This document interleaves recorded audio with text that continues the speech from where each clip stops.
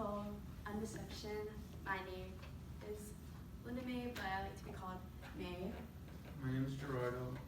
My name is Russell. So today we're going to cover deception. What is deception? It occurs when a speaker transmits information knowingly and intentionally for the purpose of creating a false belief in the receiver. Some elements of deception are the sender must know that the information is false. Sender must also be transmitting that information on purpose, and that sender must be attempting to make the receiver believe the information. So for my study, it was detection of deceptive communication, deception in the hiring situations. It was a study of it had 139 survey responses. It was published in 2010, and it had 25 open and closed questions. It involved employers and potential applicants or employees. And the ways that the deception occurred were in job title inflation, impression management, interview, and applicant faking. So the ways these happen, for example, was job title inflation would involve like having a job title that sounded, more complex than the job duties actually required. Or so for a personal example on that, when I applied to other places after I first worked at Taco Bell, my title at Taco Bell was service champion, but all it is a cashier. So when I apply to other places, like, I have good customer service, I'm a champion, all that. That's a personal example for that. And that involves deceiving, And for impression management, it involves self-deception and also deceiving others. So a study showed that 94% of individuals adjust their skills to positively reflect themselves. Another 10% exaggerated or faked on their resume details. So impression management, another personal example for that was when I had a job interview at my job right now, Kaiser Permanente, which is like the best job I ever had. Although I wasn't experienced or had any prior experience with pharmacy or anything like that,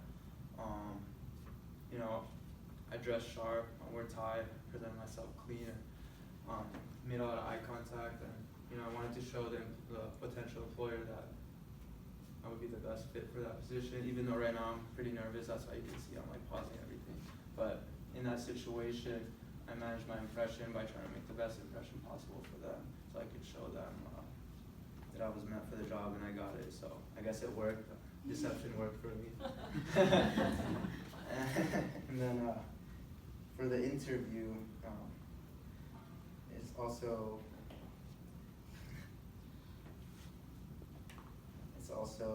involves deceiving and impression management, but it's face to face.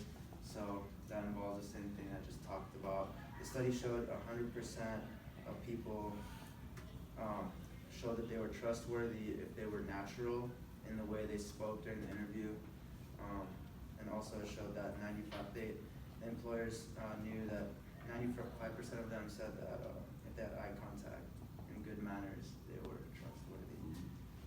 Last thing is applicant faking. So it's like, on personality tests or job skills tests, like, personality tests, oh, I work well with others, strongly agree.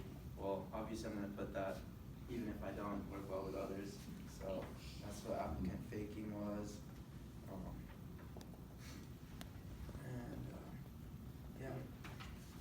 Next slide. So how it relates to the chapter. Falsification is when it involves presenting false, fabricated information, as though it were true. Exaggeration is involving inflation or overstating facts, and then acts of dissimulation, which is omitting certain details that would change the nature of a story if it were known. So that involves omission and equivocation, which is leaving consequential details out of one story. And then equivocation is giving vague, ambiguous answers to a question, to to create the false impression that one has answered it. So these deception in the hiring process, they pretty much involve all those, especially exaggeration and the acts of dissimulation, because you're pretty much trying to make yourself look as good as you can, and that's where mainly exaggeration falls in, like the job title inflation, the impression management, and the interview, and also the omission or acts of dissimulation relates to applicant faking, because, like, for example, also with my job process at Kaiser, like when I was in pharmacy tech school, I answered the phone a couple times, but I didn't really get to talk much because I was still new. So just answering the phone, even though I didn't do much, when I applied, I put that experience on that in my resume. So it all worked, and yeah, these all also omission. I also worked at Jack in the Box and Domino's, and the way I left those places wasn't on good terms. So omission by me not including those on my future applications. And pretty much the deception in the job process, hiring process, is so you can gain an advantage. So this relates to life, just like athletes take steroids, students cheat or take Adderall and the like. So it's just to gain in the hiring process at least, it's to gain an advantage. So for my article, it was pretty much looking at your facial expressions, body language, emotional expression. It was taking place, or really observing people on cases where they're getting interviewed and seeing how they react, or seeing whether they're telling the truth or lying. So with emotional arousal, our face is pretty much our dynamic canvas of expressing our emotional state. They say that people that try to deceive or accept evolve and alter their facial expressions to facilitate like what they're trying to portray, like saying that they're telling the truth. And it goes along with facial, or your face muscles. You're saying that people that express truth or really are trying to be intentional and genuine use their full face. But then people that are trying to conceal their emotions, trying to lie, use pretty much partly of their face. Like they say that smiling uses less muscle than frowning. An example like that, like it's harder to conceal your upper part of your face, like your eyes, because your eyes say a lot of things. Then your mouth, you know, you can fake a smile, you can be like, hi, even though you really don't like somebody. Or be like, oh yeah, I'm just so sad, but really you're just happy and you're just trying to see people, you know. With cognitive load, people that tell the truth, they rely on their credibility. They know that they're, you know, honest and they're saying the truth. But with liars, they don't really care about their credibility. They just rely on their posture, like how they, you know, monitor their body language and speech, because they're just trying to conceal it, you know. And with behavioral control, they tend to, people that lie tend to slowly speak because they're trying to monitor what they're saying. And they take pauses, like right now, or they hesitate more. And then with psychological distancing, they try to avoid the responsibility of what they did or that they're lying. And they tend to use more negative emotion words. And through that, they reveal they're guilty. And they use a lot of maybe or perhaps. And that goes along with, in the book in chapter 12, inconsistency of their story, you know. Sometimes they'll mess up, they're like, oh, I thought you went to the mall. Oh no, I actually went to the bakery. Or speech errors, you know, they tend to like mess up on their words, and then their vocal pitch sometimes goes higher. And with body behaviors, their eyes, you know, with their eyes, liars tend to blink a lot, or their pupils dilate, and then with their body movement, it's more still than people that tell the truth are more expressive. And with interpersonal deception, they're saying that skilled liars tend to detect people that are suspicious, but with that, like people that are suspicious tend to adapt their behavior that they're trying to perceive as when they're really lying. And other than that, people that are more expressive, like how I'm like using my body language and all, tend to get away with lying more because it seems like they're telling the truth. But that goes with Othello error.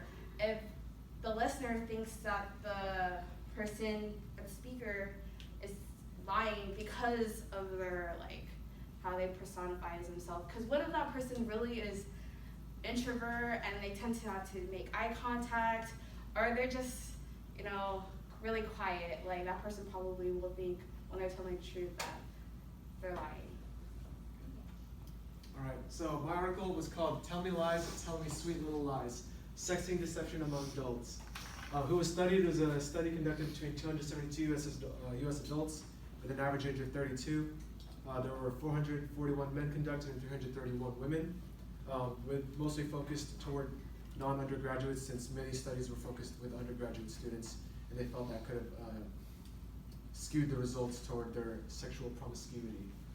So what is sexting deception? Sexting deception is lying to partners during sexually explicit text or picture exchanges. It's pretty self-explanatory. What did they find? Well, they found that people who were sexting with online partner were usually men, single, extroverted, and less conscientious, meaning their moral compass would more or less stray from what was right, so they might be a little more, well, I guess deceptive, if that's what you want to call it. And people who sexted with offline partners were often younger adults who were in committed relationships and displayed higher levels of conscientiousness, where their moral compass was more, akin to doing the right thing. What did they find? So they found that people lied about what they were doing at a rate of 60 to 63%. So you could have been saying, "Oh, I've been thinking about you all day," but your partner online is on the East Coast and you're on the West Coast. It's 9 o'clock. You think about them for 1 hour, if anything. What they are wearing, so I'm wearing that favorite man thong that you like so much. In reality, I'm just wearing some boxers, and you're never gonna know. Or their sexual intentions, which could be them trying to start a long-term relationship, when in reality they're just looking for a steady squeeze or something like that.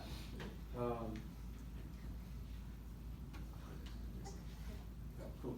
How does this relate? Well, all these ways of sexual deception could be considered acts of simulation. And acts of simulation is forms of deception that involve fabricating information or exaggerating the facts for the purpose of misleading others. There are 2 types of acts of simulation, which is exaggerating, which is inflating or overstating facts, and falsification, which is a form of deception that involves presenting false fabricated info as if it were true. So how does this apply? The book states that online deception is very common. I'm sure we would all know from personal experience. The book talks about this deception strategy called gender switching, which is pretty self-explanatory in itself, and it's pretending to be a member of the opposite sex. That basically brings it back to catfishing, which we've all heard about. If you've ever logged on, you would know really not to trust people. And Merriam-Webster defines catfishing as a person who set up a false profile on a social networking site for fraudulent or deceptive purposes. Oh, you already changed it. Perfect. Sorry. So, say you're swiping on Tinder and you see these 2 mildly attractive females, and you think, "Oh, I would love to consider maybe starting a relationship with them," but these are actually forms of falsification, because Gerardo and I purposely put out these pictures knowing that we were males for the purpose of decepting any lonely individual. Yeah, I was gonna say, they look strangely like y'all. Thanks for your attention, guys. Appreciate it.